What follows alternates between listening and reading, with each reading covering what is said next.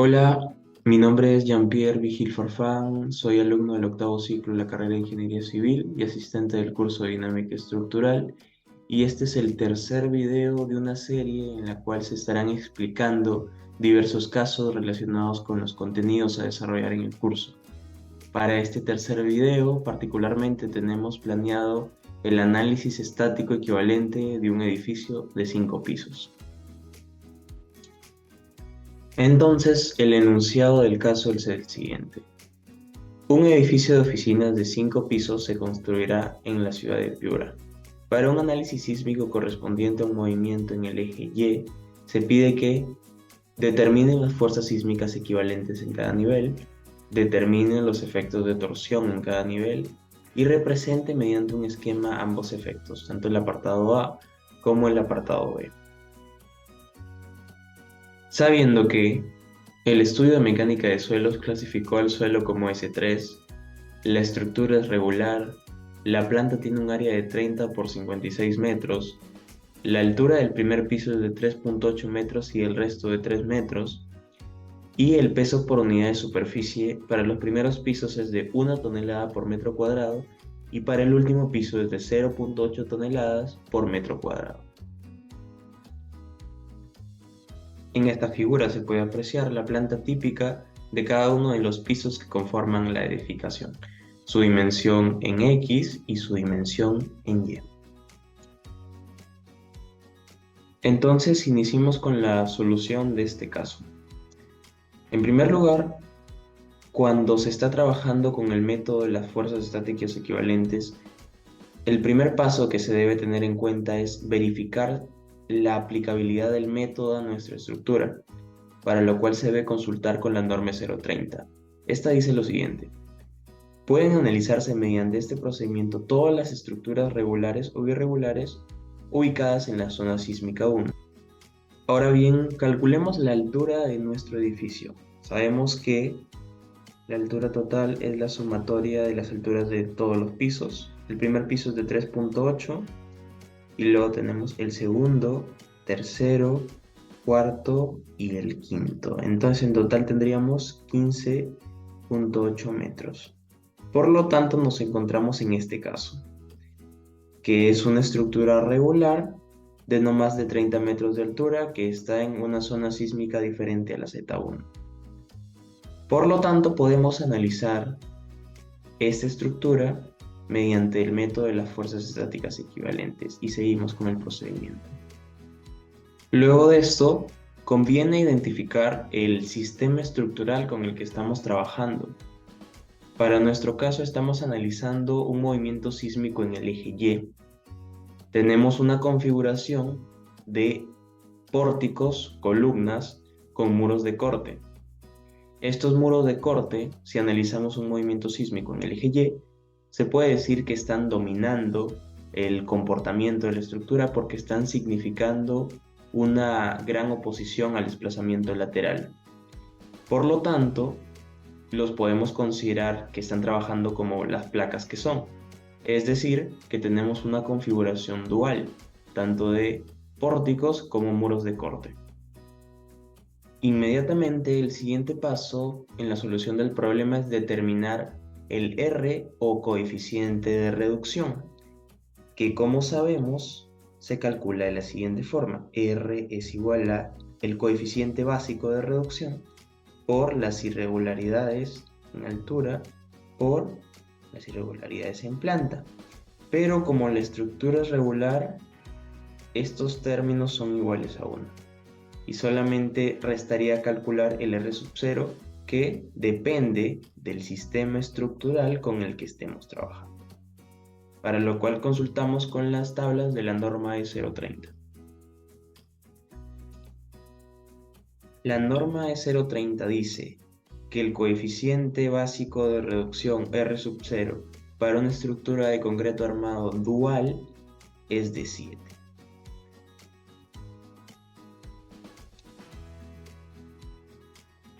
Por lo tanto, el R es igual al R sub 0, que es igual a 7.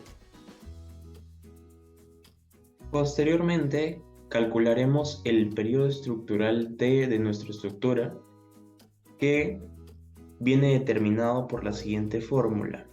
T es igual a la altura total dividido entre un coeficiente. Este coeficiente está dado en la norma 030.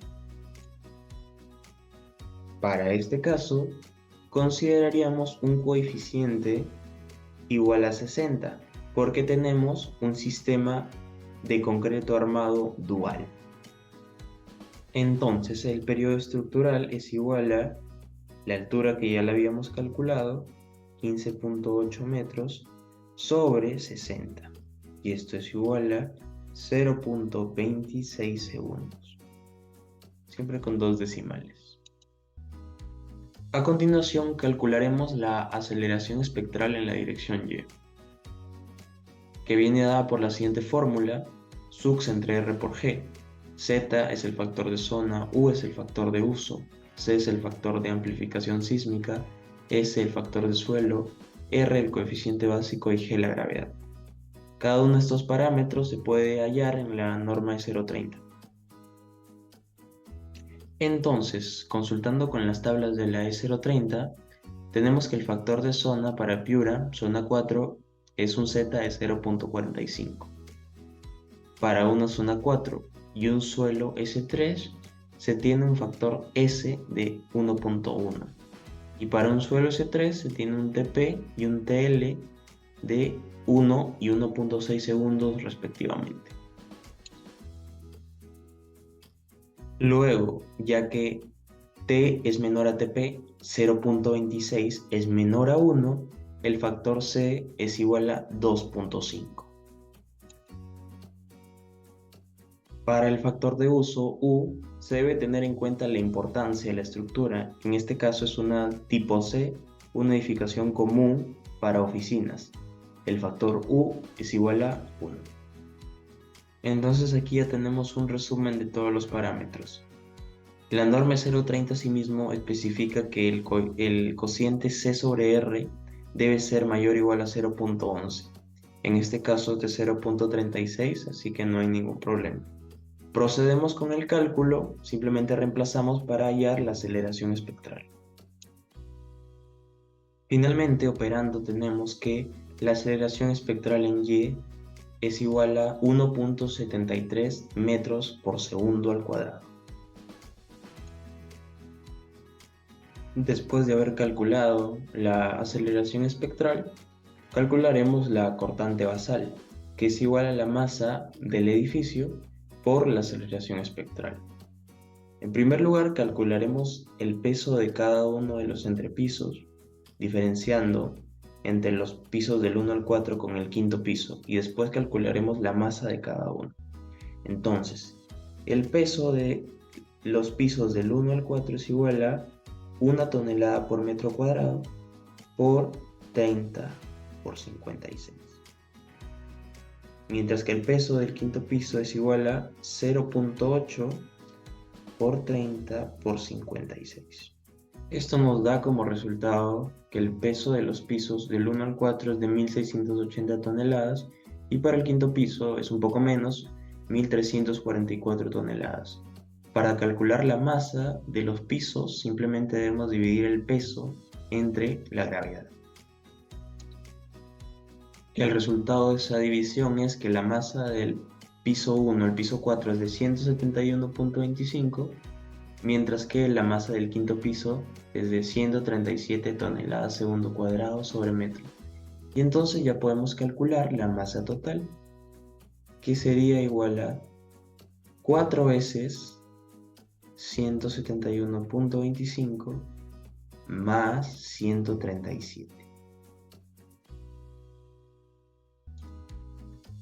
Esto es igual a 822 toneladas segundo cuadrado sobre metro. Y finalmente la cortante basal es igual a 822 por 1.73, lo que nos da 1422.06 toneladas. Ahora bien, el último parámetro que necesitamos conocer para implementar el método de las fuerzas estáticas equivalentes que por cierto lo realizaremos mediante una tabla, es un valor K. Ese valor K luego vamos a ver en dónde se encuentra en la ecuación, pero que depende del periodo estructural. La norma E030 especifica lo siguiente: para un periodo menor a igual a 0.5 segundos, el K vale 1. Mientras que para un T mayor a 0.5 segundos hay una forma de calcularse. En nuestro caso, el T es de 0.26, que es menor a 0.5 segundos, por lo tanto el K que nosotros vamos a utilizar es igual a 1. Entonces ya podemos aplicar el método de las fuerzas estáticas equivalentes mediante una tabla. Conviene que nos demos cuenta de que con este método lo que hacemos es distribuir la cortante basal en cada uno de los pisos, para lo cual utilizamos unos coeficientes alfa sub i, que se calculan de la siguiente forma, como se ve en la ecuación, donde P sub i o P sub j es el peso de cada uno de los pisos, y el H sub i o H sub j es la altura medida desde la base de la edificación hasta el piso correspondiente. Pues bien, rellenamos la primera columna con las alturas medidas desde la base hasta el piso correspondiente para todos los pisos, y la siguiente columna con el peso de cada uno de los pisos. Después de haber rellenado la columna de los pesos, vamos a calcular la columna del PI por el H sub i elevado a la K. Entonces, para el primer piso se tendría que esto sería igual a 1680 multiplicado por 3.8 elevado a la 1. Y vamos a calcular y rellenar toda la columna. Luego de haber calculado el P sub i por el H sub i elevado a la K, lo que debemos hacer es sumar todos estos resultados para los 5 pisos, y este valor sería de 77.011. Y luego vamos a calcular los alfa sub i dividiendo el valor correspondiente entre la sumatoria. Por ejemplo, para el alfa del primer piso tendríamos 6.384 dividido entre 77.011. Completamos toda la columna. Finalmente, para hallar las fuerzas estáticas equivalentes, debemos multiplicar el alfa sub i por la cortante basal. Así, para el primer piso, por ejemplo, tendríamos fuerza 1 igual a alfa sub 1 por cortante basal. El alfa sub 1 es de 0.083 y la cortante basal es de 1422.06. Y se rellena toda la columna de forma similar. Y de esta forma tenemos resuelto el apartado A de este primer caso. Para el apartado B, conviene que tengamos en cuenta la forma de calcularse de los momentos de torsión accidental. La norma E030 dice lo siguiente: en el centro de masas de cada nivel, además de la fuerza lateral estática actuante, se aplica un momento torsor accidental que se calcula de la siguiente forma. Para cada dirección de análisis, la excentricidad accidental en cada nivel se considera como 0.05 veces la dimensión del edificio en la dirección perpendicular a la de análisis. Entonces, nuestra dirección perpendicular al análisis es nuestra dirección X, el eje X. Y en el eje X, la dimensión de nuestro edificio es de 56 metros. Por lo tanto, nuestra excentricidad accidental en este caso es igual a 0.05 por 56. Y esto es igual a 2.8 metros. Entonces, los momentos torsores de torsión accidental es igual a las fuerzas estáticas equivalentes multiplicado por 2.8 metros. Y podemos rellenar la tabla. Por lo tanto, estos serían los momentos de la torsión accidental. Con esto quedaría resuelto el apartado B de nuestro caso. Finalmente, para el apartado C de este caso, lo que se tiene es un modelo básico de masas concentradas. Aquí tenemos las fuerzas estáticas equivalentes y los momentos de torsión accidental que giran alrededor del eje Z. Y bueno chicos, este ha sido todo el desarrollo del caso. Ya nos estaremos viendo en un siguiente video. Muchas gracias.